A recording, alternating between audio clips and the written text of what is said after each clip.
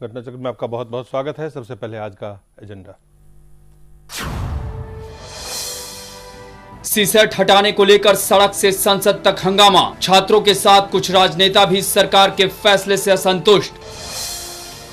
मेरठ में एक लड़की का अपहरण, सामूहिक बलात्कार और जबरन धर्म परिवर्तन मामले में 3 गिरफ्तार। संसद में भी उठा मामला। और सुप्रीम कोर्ट का उपराज्यपाल को निर्देश, कहा दिल्ली में 1 महीने में बनाओ सरकार या विधानसभा भंग कर कराओ चुनाव। और सबसे पहले बात करते हैं सीसेट पे हंगामा की। सीसेट पे हंगामा है और हंगामा सिर्फ संसद में नहीं, सड़क पे भी है। सड़क पे छात्र बैठे हुए हैं, वो चाहते हैं सीसेट को पूरी तरह से खत्म कर दिया जाए। और ये इस मांग को लेके कुछ राजनीतिक दल के नेता संसद में भी इस बात को उठाते नजर आए। सरकार के जो फैसले हैं उससे वो संतुष्ट नहीं है। अलग अलग जो नेता हैं, आपको हम सुनाते हैं कि नकवी साहब ने क्या कहा इस मसले पर।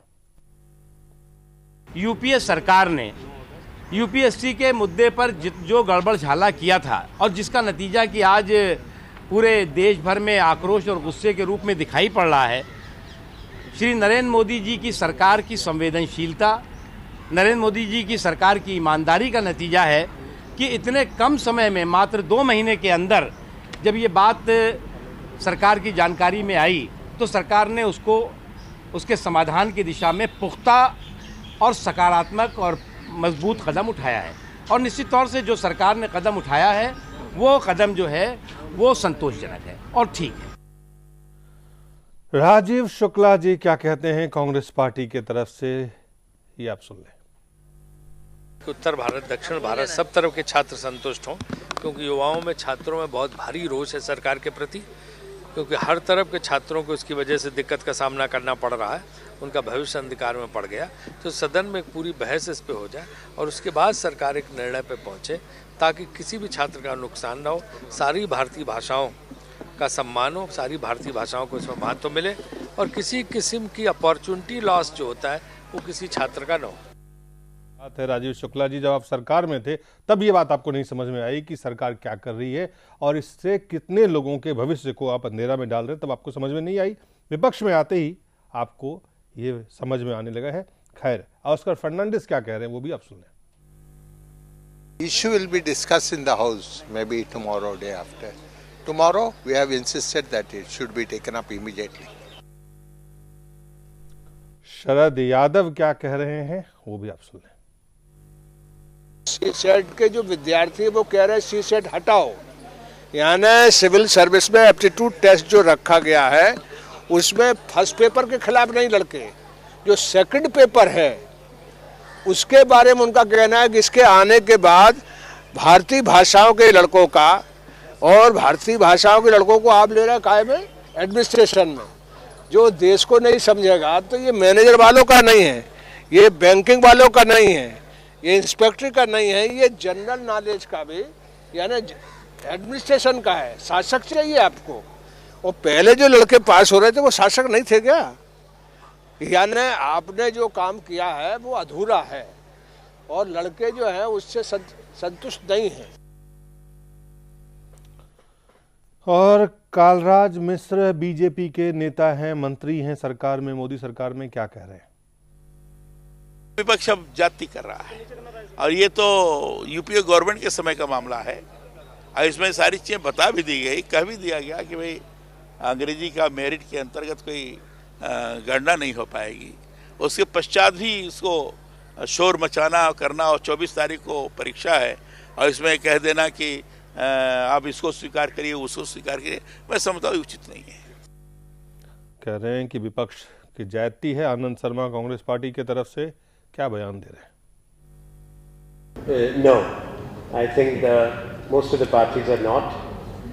It's a question of a level playing field and similar treatment to all Indian languages. I think that is the real issue. Congress कह रहे हैं it's a question of level playing field. बराबर की बात। केटीएस तुलसी साहब क्या कह रहे हैं इस सीसैट के मसले पर? ऑटोनॉमी बरकरार है। उन्होंने इम्तिहान लेना है, उन्होंने इम्तिहान इवेल्युएट करना है, सिलेक्शन करनी है, वो उस बात में ऑटोनॉमी है उनकी। मगर उनके क्वेश्चन पेपर्स की ट्रांसलेशन किस किस लैंग्वेज में होनी चाहिए, किस लैंग्वेज में नहीं होनी चाहिए, ये सारे देश का मामला है। ये सारे देश का मामला है और इस मामले पे हम चर्चा करेंगे। हमारे साथ स्टूडियो में इनके शुक्ला साहब हैं, सीपीएम के नेता हैं, और रमन मलिक साहब हैं, बीजेपी के युवा नेता हैं। हमारे साथ कांग्रेस के नीता मिश्रा जुड़ेंगी। हमारे साथ वरिष्ठ पत्रकार उपेंद्र प्रसाद हैं। लेकिन एक छोटे से ब्रेक के बाद इस पर हम चर्चा करेंगे।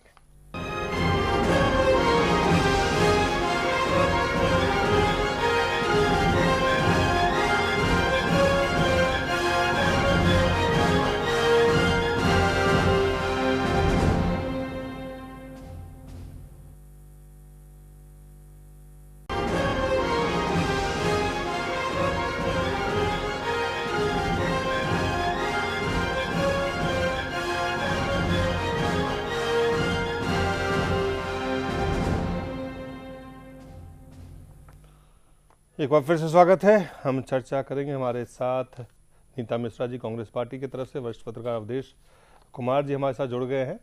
और सबसे पहले शुक्ला जी, अब जो बात छात्र कह रहे थे, जो बात सरकार ने निर्णय लिया और उसके बाद जो राजनेता कह रहे हैं और जो बात फिर से छात्र कह रहे हैं, कुल मिलाकर के यहाँ से जो स्थिति दिख रही है वो क्या है? स्थिति काफ़ी उलझी हुई है और सरकार की जिम्मेवारी है, जो सत्ता में रहता है उसकी जिम्मेवारी है कि उसको सुलझाए।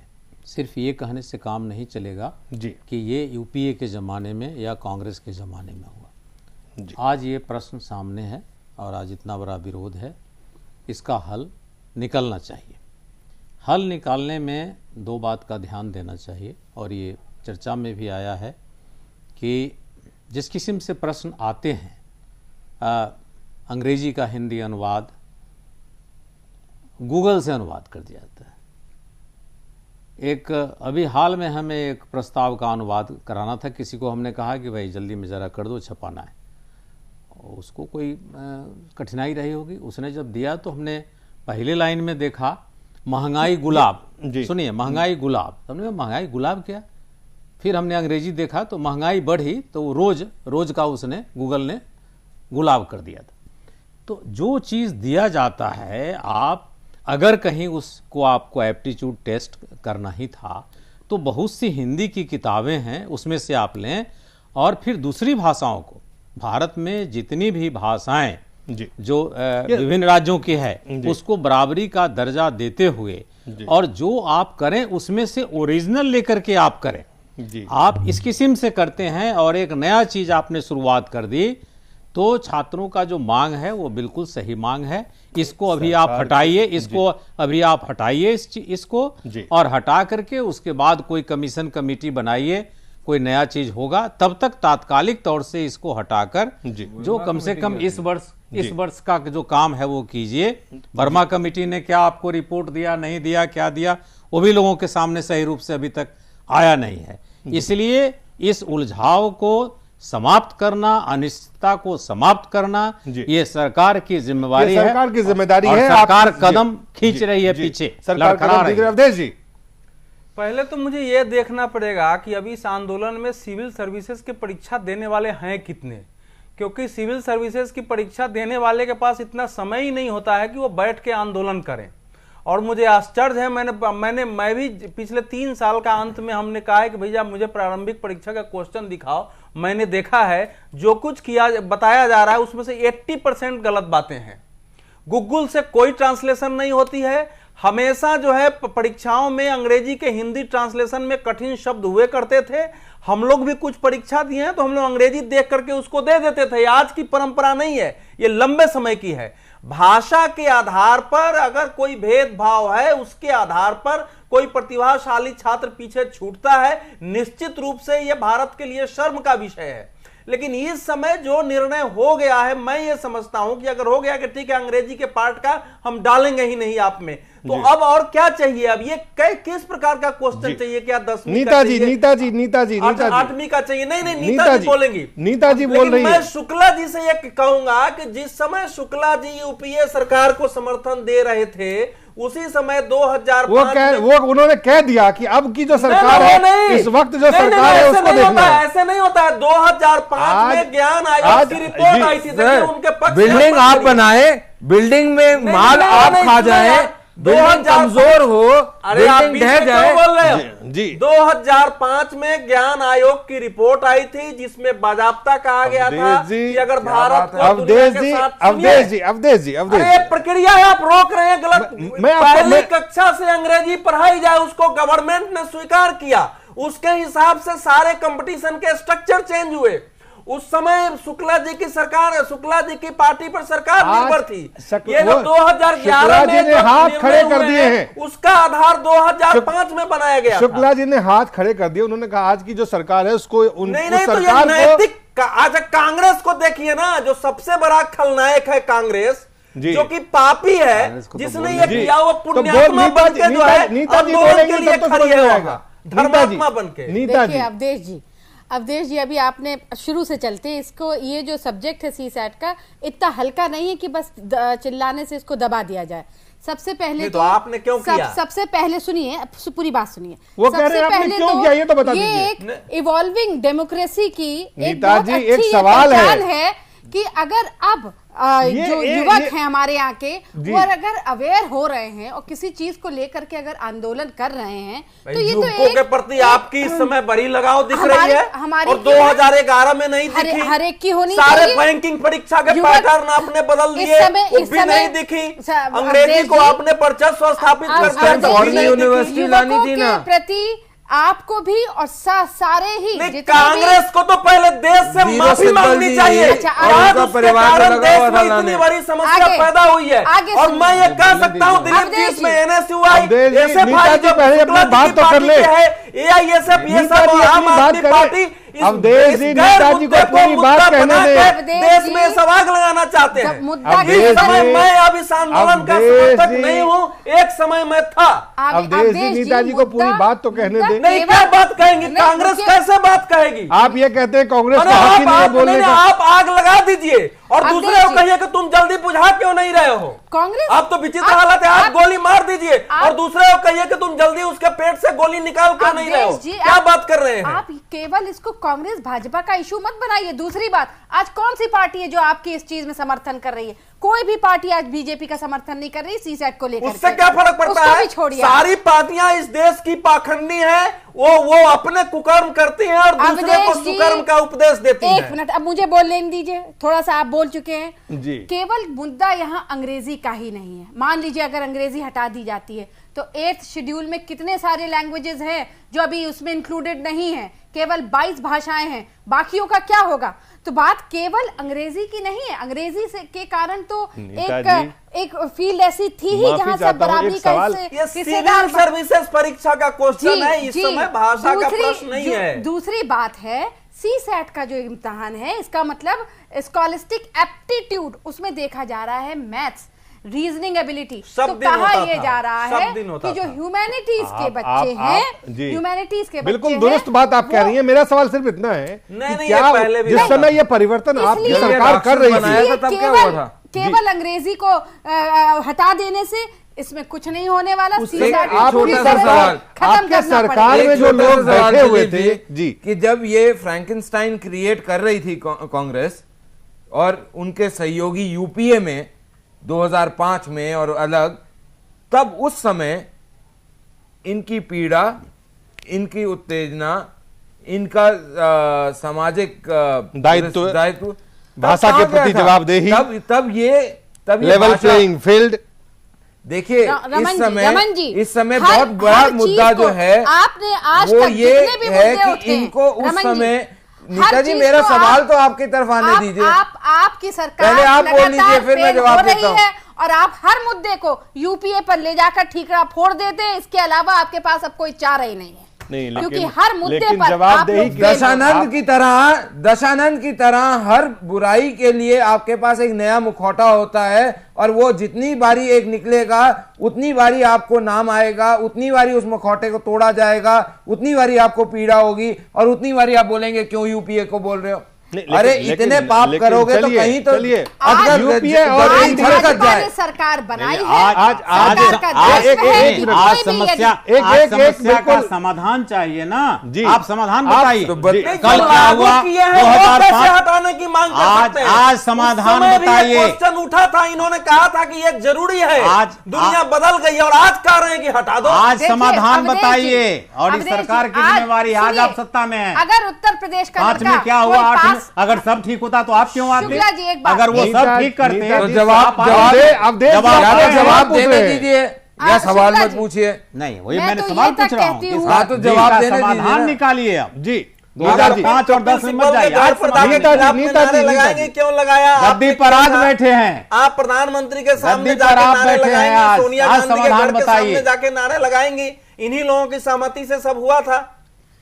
अरे भाई आज समाधान बताइए। अगर जहां तक समाधान इसका है, आप परीक्षा दे, किसमें रीजनिंग नहीं रहा है? अगर ये लड़के सब अगर 10वीं के पास की मैथमेटिक्स एप्टीट्यूड नहीं कर सकते हैं, इनको सिविल सर्विसेज से काम करने का अधिकार ही नहीं है। भाषा के स्तर पर इनके साथ था। अवधेश जी, दो सवाल है, दो अलग-अलग सवाल है अवधेश जी। फिर तो आप ऐसा करिए, बिना परीक्षा लिए हुए ही इनको प्रारंभिक में पास कर दिया। बेफजूल की तो आप कह ही नहीं सकते, ऐसे ही थोड़ी हजारों लाखों कहीं नहीं खड़े हैं। देखिए ये आपकी पार्टी का, आम आदमी पार्टी का, ये सब जाके और आंदोलन करिए तो इस देश में बहुत सारे ऐसे लोग हैं जो झंडा लेके खड़े हो जाते हैं, उनको लगता है कि शायद भाषा की लड़ाई है। आपको क्या लगता है? आप अवधेश जी, जो लड़ाई है आप कह रहे हैं कि वो छात्र नहीं है, ये सियासी लड़ाई है। मैं कह रहा हूं कि इस समय जो तात्कालिक समाधान था, परीक्षा का पैटर्न अगर बदलना है तो उसके लिए कम से कम 6 महीना 8 महीना समय चाहिए, पूरा विचार करना पड़ेगा नए सिरे से क्वेश्चन बनाने के लिए। इस समय अंग्रेजी की एक मांग थी, उसको सरकार ने हटा दिया है। बाकी मांगों से मैं पहले भी सहमत नहीं था कि केवल सी सेट के कारण बच्चे पीछे हो रहे हैं। बिहार यूपी की शिक्षा व्यवस्था ढह चुकी है, वहां एमए पास विद्यार्थी आज 10वीं के स्तर का नहीं रखता है। अब ये सब कैसे निकल सकते हैं? समस्या वहां है। उपेंद्र जी, जो इस वक्त मांग है छात्रों की कि सी सैट को बिल्कुल समाप्त करना चाहिए, और सरकार ने जो कदम उठाए हैं, मैं कांग्रेस पार्टी जो कह रहे हैं या सीपीएम के या अन्य दलों को, उनकी बात छोड़ दें। इस वक्त रास्ते कहां निकलते हुए, किस तरह से रास्ता निकाला, किस तरह से इसका हल आप देख रहे हैं? देखिए, ये इसको पॉलिटिकल इशू नहीं बनाना चाहिए। कांग्रेस बनाम अन्य या आम आदमी पार्टी और एआईएसएफ एसएफआई बनाना ही नहीं चाहिए। ये देखना चाहिए कि लोगों की मांग है वो जेन्युइन है या नहीं जेन्युइन है। लोगों ने जो आरोप लगाया है कि गूगल के द्वारा ट्रांसलेट कर दिया गया, इसकी जांच होनी चाहिए। अगर गूगल के द्वारा ट्रांसलेट हुआ है और जिन लोगों ने ऐसा करने का निर्णय लिया है उनके खिलाफ एफआईआर दर्ज होना चाहिए थाने में, उनके खिलाफ मुकदमा होना चाहिए। अगर यूपीएससी का चेयरमैन और उसके मेंबर्स इसमें इन्वॉल्व हैं डिसीजन लेने में कि गूगल ट्रांसलेट करेगा, तो उनके खिलाफ तो मुकदमा बनता है 420 का। उन्होंने नॉन अंग्रेजी लोगों को जो वो पढ़ेंगे उनके साथ विश्वासघात किया है, उनके साथ धोखाधड़ी की है, और उनके धोखाधड़ी से के लाखों लोग शिकार हुए हैं। तो एक बहुत बड़ा मेरा मुद्दा मानना है कि यूपीएससी का चेयरमैन और उनके मेंबर्स और इसके अलावा भी अगर और कोई जो लोग इस निर्णय में इन्वॉल्व हो कि गूगल ट्रांसलेट करेगा, उनके खिलाफ 420 का मुकदमा चलना चाहिए। क्योंकि अगर आप कुछ ट्रांसलेट करते हैं तो ट्रांसलेटर का क्रीडेंशियल पहले आप जानते हैं। तो इस जाहिर अगर उन्होंने गूगल से करवाया है तो गूगल का क्रीडेंशियल उन्होंने जानने की कोशिश भी नहीं की। तो एक तो मेरा ये मानना है कि अगर यूपीएससी अपनी ऑटोनॉमी का ढिंढोरा पीट रही है, कॉन्स्टिट्यूशनल बॉडी होने का ताव खा रही है, तो उसके ताव को भी कानूनी तरीके से उसको टैकल किया जा सकता है कि अगर आपने गड़बड़ी की है तो आप सजा पाइए। चलिए एक पक्ष सवाल ये है कि इसका रास्ता इस वक्त नहीं, योगेंद्र यादव मुझे देख रहे हैं, देखिए वो मेंबर थे यूजीसी, आपको मालूम है वो वो शिक्षा नीति के निर्माण में उनकी भूमिका थी और आज बैठ के आंदोलन कर रहे हैं। मैं कह रहा हूं ना, एक से एक इस देश में राजनीति करने वाले बेईमान पार्टी सब इस आंदोलन में जाकर खड़े हो गए हैं। छात्रों का अहिंसक आंदोलन था, मैंने उसके आधार पर हम नहीं तय कर सकते। देखिए उसके आधार पर हम इसका जो गुणवत्ता उसके आधार सही है गलत है सही गलत तो क्या है उसमें? देखिए एक तो गूगल से ट्रांसलेशन नहीं है, ये बिल्कुल गलत है कि ठीक है आप ये बोल रहे हैं, मैंने तो देखा नहीं। अच्छा पहली बात, दूसरी बात कि ट्रांसलेशन हिंदी में जो है वो कठिन है हमेशा से ही। इस देश में जो अंग्रेजी का हिंदी जो एडमिनिस्ट्रेटिव ट्रांसलेशन है उसमें अंग्रेजी आसान होता है, हिंदी कठिन होता है। ठीक है, मिला करके चलिए रमन जी कुछ कर रहे हैं। मैं बता रहा हूँ सवाल का उपेंद्र जी, रमन जी कुछ कह रहे हैं बीजेपी के, हम जाए, हमें ब्रेक पे जाना पड़ेगा। बहुत कुछ बोला, मैं नहीं बोला, मैं बतलाता हूँ। अभी उनको बोलने दीजिए, फिर मैं सबका जवाब देता हूँ। केंद्र सरकार को अपने आप को असर्ट करना चाहिए, क्योंकि डेमोक्रेसी है और डेमोक्रेसी की जो इज्जत है वो है अभी दांव पर लगी हुई है। क्या एक डेमोक्रेटिकली इलेक्टेड सरकार ज्यादा महत्वपूर्ण है कि यूपीएससी ज्यादा महत्वपूर्ण है? बच्चों का फ्यूचर दांव पे लगा तो हुआ है। इसमें अभी केंद्र सरकार चाहे तो ऑर्डिनेंस लाए, केंद्र सरकार को अपनी ताकत का पूरा इस्तेमाल करते हुए बच्चों का फ्यूचर के बारे में आपने पास क्यों नहीं सोचा था? बस आप जर्नलिस्ट ही बोल सकते हैं, और दल अगर कुछ कह रहे हैं, अपना मत रख रहे हैं तो आपको बहुत खराब, जबकि सही बात कह रहे हैं एकदम कि सीसैट को पूरी तरह से हटा देना चाहिए। सीसैट को बिल्कुल हटाना प्रैक्टिकल नहीं हो, एक लेवल प्लेइंग फील्ड, साल को कोई डिस्क्रिमिनेशन नहीं होना चाहिए। इंजीनियर्स हो या आर्ट्स के बच्चे, ह्यूमैनिटीज के, कॉमर्स के, मैनेजमेंट के, इसमें लेवल प्लेइंग फील्ड नहीं है। जी रमन जी फाइनल एक से उपेंद्र जी, रमन जी बीजेपी की तरफ से जवाब देंगे। उपेंद्र जी जवाब दे दूं? जी उपेंद्र जी बोलने की इजाजत है? जी बोलिए। नहीं, परीक्षा रोक दे तो अच्छा ही है, इस बार रोक दो। पहले का पैटर्न जो 1979 से चल रहा था उसको देखिए। रमन जी बोलिए। सबसे बड़ी बात कि जो जैसे अवधेश जी ने बोला कि जो स्टूडेंट्स मेनली इसके लिए प्रिपेयर करते हैं उनको ये पता नहीं होता कि दीन दुनिया में हो क्या रहा है, जो जिनकी प्रिपरेशन चलती है।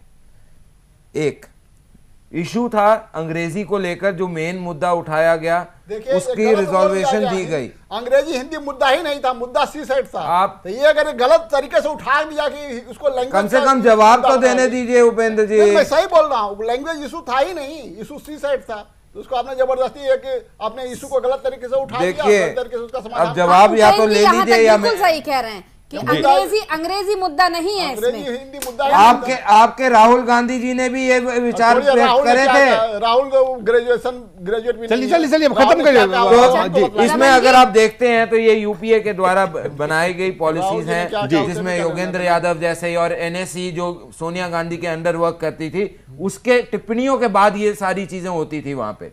बरुआ जी के और नटवर सिंह की किताबों से सारी आधार पर आप विक्टिमाइज नहीं कर सकते। एक मिनट उपेंद्र जी, कम से कम जवाब देने दीजिए। आप वरिष्ठ पत्रकार हैं, आप अलग मामले को ले जा रहे हैं। नहीं मामले पे ले जा रहा, आपको हर मुद्दे का देखना पड़ेगा। चलिए आप कंक्लूड करिए। लेवल प्लेइंग फील्ड का मतलब ये नहीं है कि आप देश की एडमिनिस्ट्रेशन के साथ खिलवाड़ कर सकते हैं।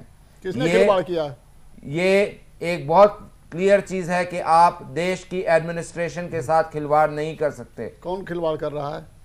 लेवल प्लेइंग फील्ड का मतलब आप कंक्लूड करिए रमन जी। कांग्रेस का चिन्ह है, आप खत्म कर दो। हम तो कह रहे हैं 1979 से जो पैटर्न था उसको ट्रांसलेशन अगर एक इशू है, वो ऑपरेटिव इशू है, वो गवर्नेंस इशू नहीं है। कांग्रेस के सारे लेकिन बड़ी चीज जो है देखने वाली, कांग्रेस नहीं जहर सबको पिला पिला करके जो है। हमें दूसरे मुद्दे भी हमारे साथ है। बड़ी चीज जो है वो देखने की बात है कि यही कांग्रेस वो है। आप बिहार और उधर को छोड़ दीजिए, हरियाणा के 56 स्कूल ऐसे आए हैं जिनका रिजल्ट 0 आया है। चलिए तो अलग अलग नीता जी रमन साहब फॉरेन यूनिवर्सिटी आए, ब्रेक पे जा रहे हैं, ब्रेक के बाद कर रहे थे, चर्चा करेंगे। हिंदुस्तान का एजुकेशन सिस्टम बेचना चाहते थे। अरे आप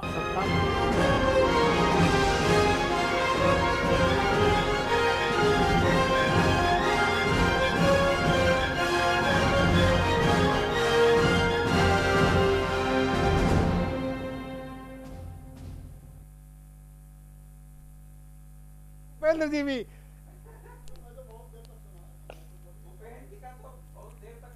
हाँ आज बोल रहे हैं, अंदर से बोल रहे हैं आज उपेंद्र जी चार्ज है। लेकिन एक बात बताइए नीता जी, जब ये लागू हुआ तब कहाँ ये सेंटिमेंट था, ये बताइए। नहीं मैं वही तो कह रहा हूँ, अभी तो सब कुछ एक्सटेंशन कांग्रेस का ही है। नहीं मैं दूसरा चीज तो क्या मतलब आप हम लोग को ये सेंटीमेंट था कहाँ? मैं कह रहा हूँ ये sentiment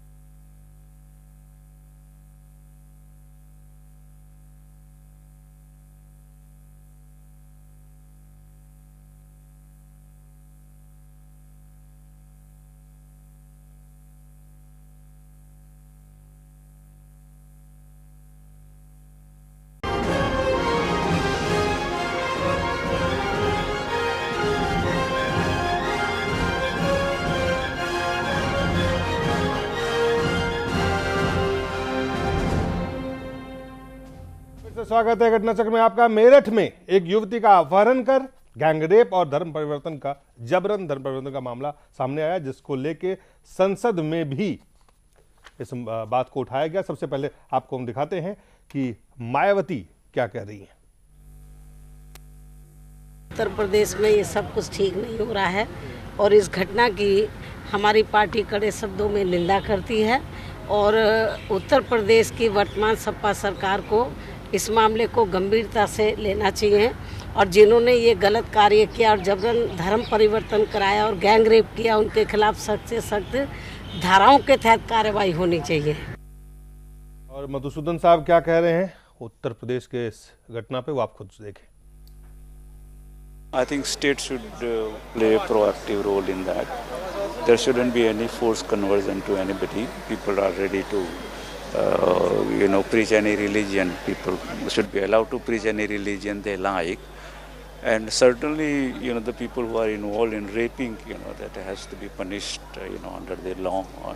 And the state should take in swift and immediate action. राज्य में तुरंत कार्रवाई होनी चाहिए। वेंकैया नायडू साहब क्या कह रहे हैं वो भी आपको हम दिखाते हैं। And it is the law and order is basically a state issue, and the state governments has to take care of them. Sometimes those issues are also raised in Parliament. They have been precedents, but at the same time, my general observation is it's better to discuss these issues in the state assemblies rather than Parliament, because the central government cannot take directly any action in any of these cases unless there is a total breakdown of the constitutional machinery.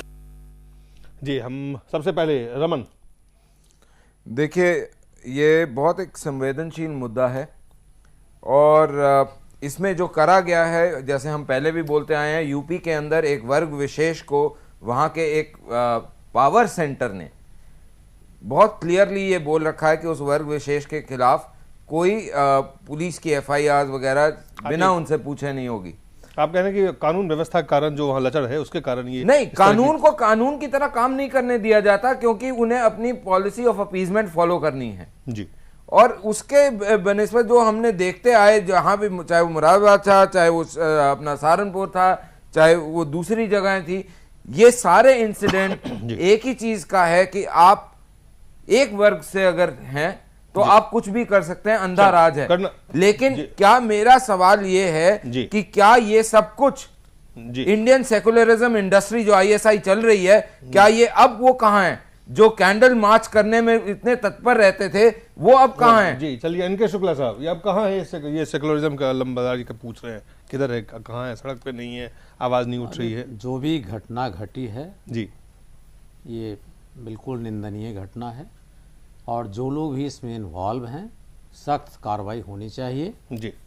और UP सरकार को ये बात सही है कि हाल के दिनों में जो भी रिपोर्ट आ रही है, जैसे लगता है कि उनकी सरकार पर पकड़ बहुत ढीली हो गई है, पुलिस पर और ऑफिशियल्स पर, और ढीली हो गई है। जो रमन बात कह रहे हैं कि खुली छूट मिली हुई है। रमन जी जो कह रहे हैं उनका तो हर चीज में खुली, इनका तो एक ही लाइन पर जाने वाले हैं जी। तो वो सर वो हमारे यहाँ पे काडर ये नहीं बोलता कि हम कत्ल कर देते हैं अगर हमने हमारी बात ना मानी जाए। आप आपके कम्युनिस्टों ने वो भी कबूल करा केरल में। कहीं से कोई घटना घटती है तो रमन जी के लिए तो एक ही लाइन दिखाई आपके लिए क्या लाइन है?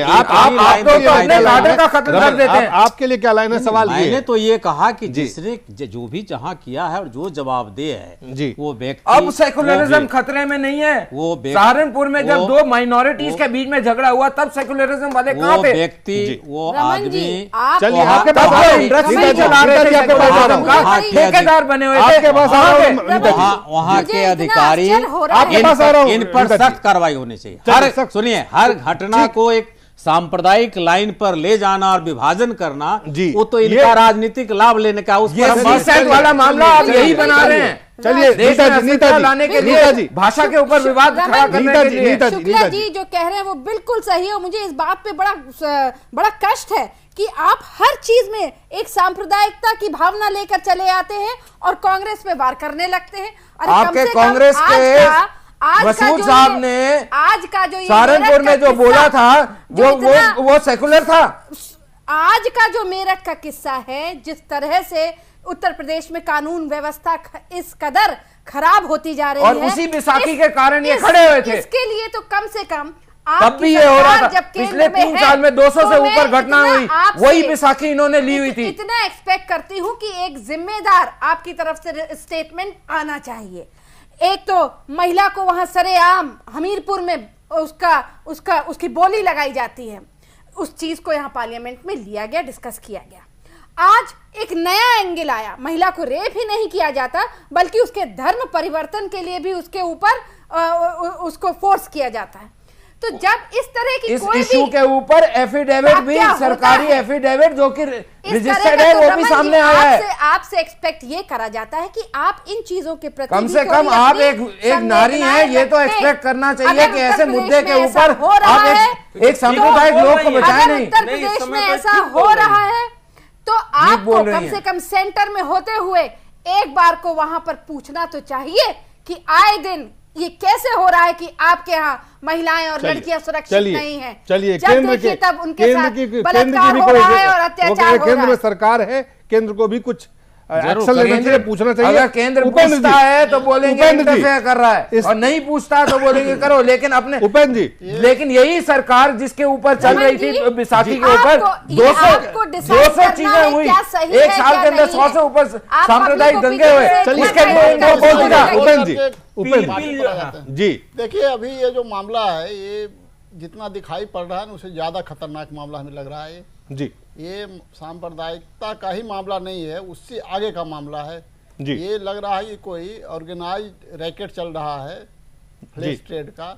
उस लड़की ने भी शक जताया है कि और भी लड़कियां 20 लड़कियां थी जी, और उन सबको गल्फ कंट्री में भेजा जाना था। तो ये 3 की गिरफ्तारी हुई। हमें आश्चर्य की बात है अभी तक 3 ही की गिरफ्तारी क्यों हुई? रैकेट है तो और लोगों तक वो जगह खाली हो चुकी थी। तो ये मामला हमें लगता है कि ये चूंकि अगर कुछ इंटरनेशनल ट्रैफिकिंग हो रही है, ये मामला सीधे केंद्र सीबीआई द्वारा इसकी जांच की जानी चाहिए और ये पूरा का पूरा देखा जाना चाहिए क्या इसके पीछे है मामला। बिल्कुल ठीक, मामला नहीं रह जाता है कि केवल केंद्र सरकार को इंटरफेयर करके बोले कि भाई ये इसकी अब हम जांच करेंगे। टिप ऑफ द आइसबर्ग, नीचे क्या है, कितना गहरा है, उसने कहा कि इसके बारे में तो केंद्र को ही जांच करना चाहिए। पश्चिम बंगाल की लड़कियां थी, बिहार की लड़कियां थी, झारखंड की, जैसा कि वो बतलाती है जो मुक्त हुई है, बोला कि एक मदरसे में 20 लड़कियां और थी और उन लड़कियों को भी उसमें हो सकता है कि कुछ मुस्लिम ही लड़कियां हो। सवाल ये है कि ये तमाम चीजें जब होती हैं, अगर हो रही है तो प्रशासन कहीं ना कहीं बहुत साफ है अवधेश जी कि ये कानून व्यवस्था, लचर प्रशासन और जो बात कह रहे हैं कि कहीं ना कहीं ये सोच तो नहीं है कि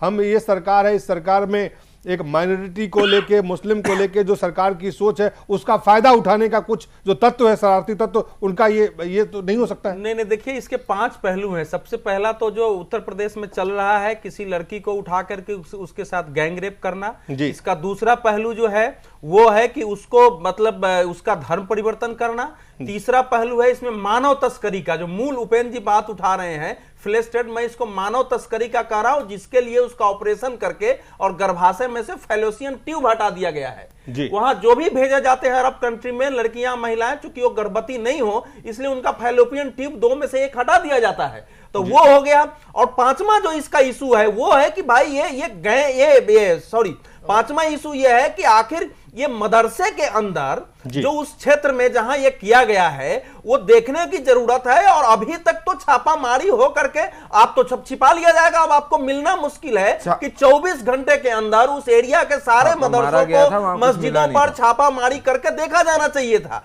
जो लड़की कह रही है कि हमारे साथ अगर इतनी लड़कियां वहां थी, उनके ऑपरेशन हुए हैं, उनके भी निकाले गए हैं, पहले उनके साथ सब बलात्कार करते हैं कि हम तुमको जो है पहले पाक कर रहे हैं और पाक करने के बाद भेजेंगे, अगर वो स्टेटमेंट दे रही है तो ये तो फिर मैं समझता हूं कि इससे ज्यादा विभत्स और इससे ज्यादा डरावनी स्थिति हो ही नहीं सकती है। और आश्चर्य का विषय है कि केंद्र सरकार के एक मंत्री, ऐसा लग रहा है कि उनको पीलिया का रोग हो गया हुआ है, वो ऐसे बोल रहे हैं कि राज्य का विषय है। अब वो केंद्र, अरे तुम्हारे देश से ज्यादा विदेश जा रहा है, तुम शर्म तो करो। गृह मंत्री इस देश का कहां है वो, जो कि इस ऐसी स्थिति पर स्टेटमेंट नहीं दे रहा है आदमी। तो इसलिए भारतीय जनता पार्टी के लिए, उनके तो सरकार के लिए ये डूब मरने का विषय है कि एक सिंह की तरह गर्जना करो और कार्रवाई कराओ, उसकी जगह करें, ये राज्य का विषय है। इसमें इंटरनेशनल फ्लैश ट्रेड, इंटरनेशनल मानव तस्करी का मामला है, इसमें धर्म परिवर्तन का मामला है, इसलिए किसी राज्य के कानून व्यवस्था का विषय नहीं है, ये सरकार को समझना पड़ेगा। जी नहीं, इसमें मैं एक और लाइन बोलूंगा जी। इसमें संभव है कि 20 लड़कियों में हो सकता है अधिकांश मुस्लिम लड़कियां आई हो, उन लड़कियों को भी ला करके भेजा जाता होगा, कोई जरूरी नहीं है इसको तो हिंदू हो या मुस्लिम हो, जो भी लड़की का जो लेकिन जो धर्म परिवर्तन का मामला देख रहा था आज दोपहर को, उसमें ये बोला गया, उसको जांचने और रोकने की जरूरत। और मैं उसी को कोट करते हुए बोल रहा हूँ कि जब तक पुलिस की टीम वहां पहुंची है जी रेड मारने, तब तक वहां सारा कुछ साफ हो चुका था जी। लेकिन एक एफिडेविट भी ऐसा बाहर हाथ में लगा है जो ये दर्शाता है कि धर्म परिवर्तन हुआ जी। तो ये पूरे जो बिंदु हैं ये जुड़ रहे हैं जी। और जहां तक स्टेट की है, स्टेट को करना पड़ेगा जी। स्टेट की रिस्पॉन्सिबिलिटी आपको मैं ये सवाल नहीं है, अगर राष्ट्रीय आता है तो आप मैं बहुत नहीं देख रहा, ये होम मिनिस्टर को सुनो मोटो ये उठा लेना चाहिए, केवल स्टेट का विषय कैसे हो सकता है? ये जो लड़की के पिता ने, मेरी पूरी बात सुनिए, एक सेकंड रमन जी, एक सेकंड अगर विश्व मानव तस्करी का सामने आता है बात कर लिए मोटो, रामन जी आपने बात कर ली, मिनिस्टर को ये इशू उठाना चाहिए और इंटरवीन करना चाहिए, आज इंटरवीन करना चाहिए। जो लड़की की पिता कह रहे हैं, लड़की के जो पिता कह रहे हैं, वो कह रहे हैं कि वो जो लड़की थी जिसके साथ ये हुआ है, उसने कहा है अपने पिता को कि और भी हिंदू लड़कियां थी और उनको भी कन्वर्ट करने के प्रयास किया गया है, और मौलवी ने उनको कहा है कि उनको शेख के साथ शादी करके उनको शादी कर दिया जाएगा और उसको दुबई भेजा जाएगा। ये बात कह, तो ये कहीं ना कहीं सीधा सीधा सिर्फ ये नहीं है कि धर्म परिवर्तन या गैंग रेप से जुड़ा हुआ है, ये जो फ्लैश ट्रेड की बात कर रहे हैं, ये जो पूरी चीज है पे आया जी, था उसमें वो राज्य का मसला,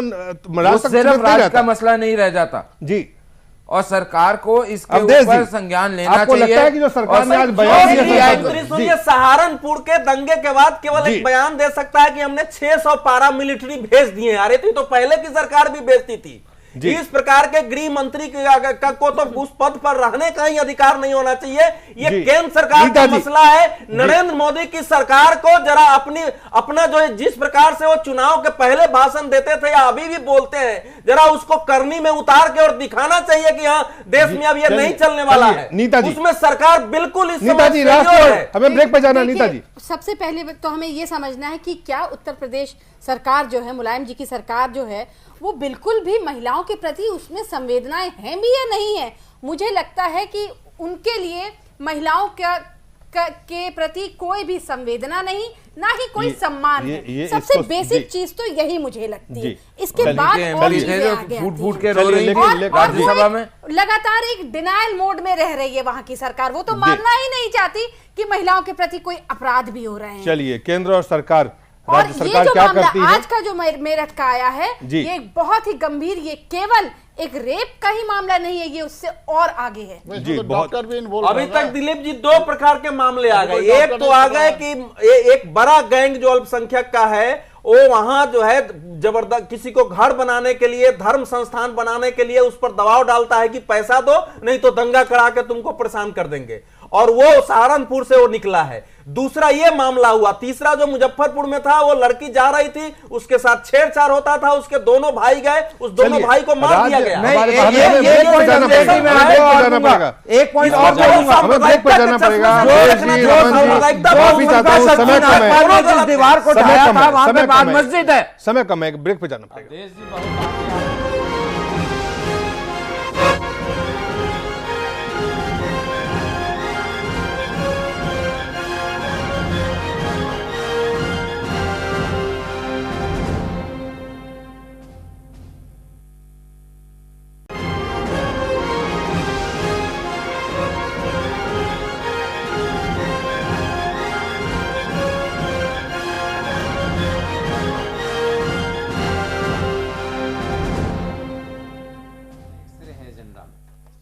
बहुत बहुत स्वागत है एक बार फिर से। हम चर्चा करेंगे दिल्ली में सरकार, सुप्रीम कोर्ट ने साफ कहा है उपराज्यपाल को कि या तो आप 1 महीने में यहाँ सरकार बने या विधानसभा को भंग करके चुनाव कराया जाए। साथ साथ केंद्र से भी पूछा, केंद्र सरकार से पूछा है कि आखिर कब तक ये जारी रहेगा राष्ट्रपति शासन, और सरकार बनाने को लेकर केंद्र सरकार की तरफ से क्या पहलू है, इसके मायने क्या है। एक बहुत साफ साफ, उपेंद्र जी आपसे शुरुआत करते हैं।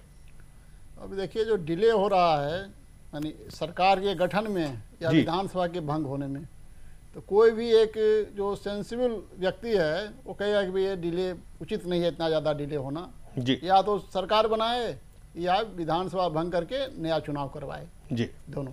तो मेरा मानना ठीक है, अगर सरकार कोशिश हो रही है सरकार बनाने की तो वो तो हमेशा उसको प्राथमिकता देनी चाहिए। और मुझे तो ये भी लगता है कि जो अभी सिंगल लार्जेस्ट पार्टी है उसको एक मौका देना चाहिए कि भाई सरकार बनाइए, सरकार बना के चला करके देखिए। अगर सरकार चल गई तो ठीक है, गिर गई तो फिर विधानसभा का चुनाव करवा मौका लेने की कोशिश करेंगे तब तो जी। मौका लेने के लिए जब दावा करेंगे तभी तो। नहीं तो दावा नहीं, गवर्नर जो सिंगल लार्जेस्ट पार्टी के हैं उनको बुला करके बोल सकता है कि भाई आप सिंगल लार्जेस्ट पार्टी हैं, हम चाहते हैं कि आप शपथ ग्रहण करें। ये भाजपा की हिम्मत हो तब तो जाए बनाने। और उसके बाद है कि आप सरकार आप बहुमत साबित कर दीजिए। अगर बहुमत साबित न चुनाव में जाने की हिम्मत हो रही है, न सरकार बनाने की। मौका मिल चुका है, तो सांप से सुंदर वाली गति है। सेकेंड लार्जेस्ट पार्टी जो इन्हें डर है चुनाव में जाएंगे तो हार जाएंगे, और सरकार बनाए तो जोड़ तोड़ से बनाना पड़ेगा। तो नरेंद्र मोदी क्या जवाब देंगे, ये अभी भाजपा की स्थिति जो है वो बहुत बुरी स्थिति में चलता है। लोकतंत्र की आपको या तो सरकार, सबसे बेहतर तरीका ही है कि सेकेंड लार्जेस्ट पार्टी को मौका मिल चुका है जी, जो लार्जेस्ट पार्टी है उसको मौका दे, शपथ ग्रहण करे और विधानसभा में अपना समर्थन साबित करे। अगर समर्थन साबित हो गया तो सरकार चल जाएगी, नहीं समर्थन साबित हुआ तो उसके बाद फिर विधानसभा भंग करके फिर चुनाव करवाना चाहिए। यही समस्या का समाधान है। सुप्रीम कोर्ट ने जो 1 महीने का समय दिया है वो बिल्कुल सही समय है। इस समय का इस्तेमाल लेफ्टिनेंट गवर्नर को करना चाहिए। चलिए नीता जी। मुझे बहुत खुशी है कि आज इस तरह की जो डायरेक्शन सुप्रीम कोर्ट की तरफ से आया है, ये बहुत पहले आ जाना चाहिए था। आप गए नहीं, आप कोर्ट में गए नहीं, अरविंद केजरीवाल गए कोर्ट में। पहले एक्सपोज हो चुकी है और भाजपा भी अब एक्सपोज हो गई है। इसलिए ये दोनों जानते हैं कि अगर आप चुनाव हुए तो इन दोनों को आप जो सीटें मिली थी, जो ये एंजॉय कराए। उपेंद्र जी कुछ कह रहे हैं, उपेंद्र जी बात को आपने अनसुनी कर दी। उन्होंने कहा आपकी सरकार थी केंद्र में। नीता जी आप उपेंद्र जी के बातों को बिल्कुल, आप उपेंद्र जी के बातों को दरकिनार करते हुए आगे बढ़ रही हैं कि बहुत अच्छा, लेकिन कांग्रेस पार्टी भी 2 महीना पहले यहाँ सरकार चला रही थी और ये दिल्ली में इनकी सरकार थी और आप उस पार्टी को समर्थन देके आपने सरकार चलवाया भी था, फिर वो चले गए, आपने भी कार्रवाई नहीं की। लेकिन चलिए फिलहाल कोशिश तो भाजपा ने बहुत करी कि किसी तरह कोशिश भाजपा की ये जो सुप्रीम कोर्ट का निर्देश, भाजपा वाले को बोलने दीजिए भाई। देखिए सुप्रीम कोर्ट ने जो भी बोला है मैं उसके ऊपर कोई विशेष टिप्पणी नहीं कर सकता, क्योंकि वो बहुत सोच समझ के बोली गई चीज है और न्याय संगत है जी। लेकिन अन्याय संगत कहां हो रहा है ये बताइए। मैं वही उसी पे आ रहा हूं। आज मेरे को एक और इन्फॉर्मेशन मिली, वो लवली जी के थ्रू मिली कि आपके कोई 15 आप पार्टी के कोई 15 विधायक हमारे में जुड़ जाएंगे, हमारे साथ शामिल हो जाएंगे या हमारे को सपोर्ट दे देंगे। कुछ दिन पहले आपने कोशिश तो की थी रमन जी। मैडम आपको पता होगा, मेरे को तो ऐसा कोई इन्फॉर्मेशन नहीं है कि हमने चलिए इस पे वापस सरकार बनाने का प्रयास होगा बीजेपी की तरफ से। देखिए किसी भी गैर संवैधानिक तरीके से सरकार नहीं बनाई जाएगी, ये मैं आज बहुत स्पष्ट रूप से बोल रहा हूं। कोई भी गैर संवैधानिक तरीके से सरकार नहीं बनाई जाएगी। जी, वो तो बन ही नहीं सकती आपको लगता है कि ये जो बात आप कह रहे हैं तो क्या संवैधानिक तरीके के अलावा भी कोई तरीका है सरकार बनाने का? अवैध तरीके से ही अवैध तरीके और गैर संवैधानिक तरीके आप ये कह रहे हैं कि कांग्रेस में भी देखे हुए हैं, जिस तरीके से एक वोट खरीदा जाता है और वो सरकारों को गिराया जाता है। आप कह रहे हैं आप खरीद फरोख्त करके सरकार नहीं करेंगे, नहीं बनाएंगे, बिल्कुल चुनाव बजाएंगे, बिल्कुल मंत्री बनाकर दूसरे पार्टी के लोगों। अवधेश जी, देखिए, मेरे लिए तो ये बड़ा दुखद दिन है कि भारत की राजनीतिक प्रक्रिया में अगर सुप्रीम कोर्ट को हस्तक्षेप करना पड़े तो आखिर फिर राजनीति प्रतिष्ठान करेगा क्या? इसलिए लोग भरे उसका स्वागत करें। मैं इसको उचित नहीं मानता हूं लोकतंत्र के लिए कि लोकतांत्रिक प्रक्रिया में खासकर सरकार बने न बने रहे उसमें उच्चतम न्यायालय को हस्तक्षेप करना पड़े। ये बहुत दुखद दिन है, मैं इसको स्वीकार नहीं करता हूं, कभी भी मैं चाहता भी नहीं हूं कि हो। इसीलिए जब लोकसभा के स्पीकर सोमनाथ चटर्जी थे, उन्होंने उनके नोटिस तक को नहीं लिया था कि उनके अधिकार में नहीं है। लेकिन इस समय जो सिचुएशन दिल्ली की हो गई है वो बड़ा जटिल सिचुएशन है। अगर आम आदमी पार्टी के विधायकों को केवल सदस्यता जाने का भय नहीं होता ना, तो अभी तक 10-15 मिलकर के सरकार बना चुके होते। आम आदमी पार्टी की पूरी कोशिश इसीलिए है कि लगातार मीटिंग करके अपने विधायकों को किसी प्रकार इकट्ठा रखें, जल्दी से जल्दी चुनाव हो। लेकिन न कांग्रेस को इसकी जल्दी है, न भाजपा को इसकी जल्दी है। और सुप्रीम कोर्ट ने 1 महीना का समय दे दिया। इसका ये अर्थ नहीं है कि सरकार 1 महीना में उनको कंक्रीट ऐसा जवाब दे ही देगी कि हम चुनाव करना चाहते हैं, सरकार बनाना चाहते हैं। सरकार और टाइम भी ले सकती है, सरकार कोई जवाब भी दे सकती है। तो इसलिए इससे समाधान होते नहीं दिखता है। समाधान तो लेकिन 1 महीने में या तो सरकार बनाओ या असेंबली भंग कर दो, चुनाव कराओ। नहीं, ये बिल्कुल सुप्रीम कोर्ट का ये जो है ये डायरेक्शन से मैं बिल्कुल असहमत हूं।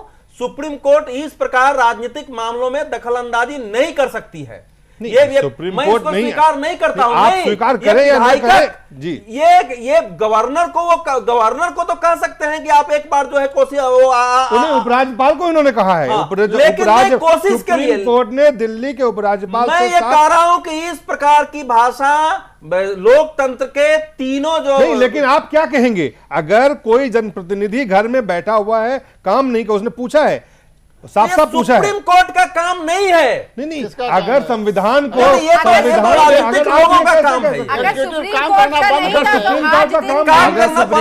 ये लग रहा है कि लोग काम नहीं कर रहे तो वो एमएलए को काम करने का डायरेक्टिव काम नहीं कर रहे। एमएलए के फंड आ रहे हैं, केवल सरकार नहीं है, लेकिन एमएलए सारे को फंड इशू हो गया है, वो सब अपना काम कर रहे हैं। और सुनिए, और संविधान में राष्ट्रपति शासन का भी प्रोविजन है, संविधान सम्मत है। एक सवाल और भी है कि आखिर केंद्र सरकार दिल्ली के विधानसभा को कब तक निलंबित रख सकती है? ये भी कोर्ट ने पूछा है, ये भी पूछा है भाई। सुप्रीम कोर्ट आजकल डिक्टेटोरियल रूप में ऐसे ही क्वेश्चन पूछती है, वो उसको आप जो संविधान सम्मत बात है, मुझे लगता है संविधान सम्मत बातों के हिसाब से ही देश चलेगा, ना कि किसी के आप उसको संविधान सम्मत यह है कि कोर्ट भी अपनी सीमाओं को समझे। नहीं, यहाँ कोर्ट में जब आप जाएंगे याचिका लेके तो कोर्ट सवाल पूछेगा, निर्देश देगी कोर्ट। हम गलत दिशा में राष्ट्रपति शासन की 6 महीने की अवधि है, कोर्ट ये कह सकता है। आप राष्ट्रपति शासन के खिलाफ जाते तब तो एक मुकदमा चल सकता था। ये राष्ट्रपति शासन के खिलाफ नहीं गए हैं, ये चुनाव के लिए गए हैं। अब चुनाव कराने का काम उच्चतम न्यायालय कराने लगेगी तो देश में बचेगा। चुनाव कराने का काम नहीं कर रहे, पॉलिटिकल पार्टी का काम है, इनको डिसीजन करना चाहिए, ये कोर्ट का काम नहीं है। उपेंद्र जी, आपको क्या लगता है कि इस समय जो विकल्प आप बचे हैं वो क्या है?